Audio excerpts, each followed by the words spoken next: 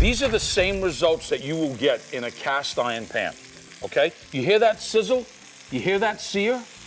That's because this pan gets sizzling hot and can hold the heat. This sear is so even. I don't even get that even sear in my cast iron skillet. You know why?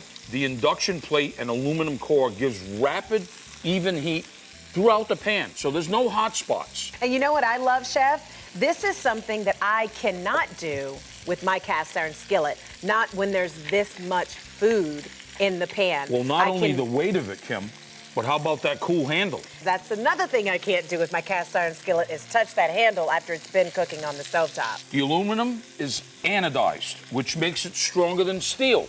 So you know what that means? You can use metal utensils. Wow. Okay?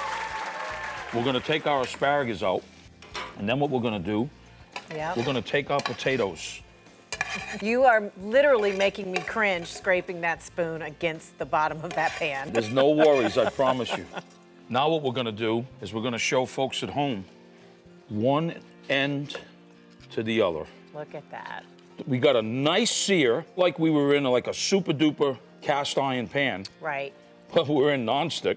And then what we're gonna do is we're gonna come right here and fan our steak out. That steak is cooked evenly from end to end. There's no question about it. I wanna show folks at home one thing. And I want folks to see, it wipes clean. That is brilliant. And now, the best part. The best part, my favorite part.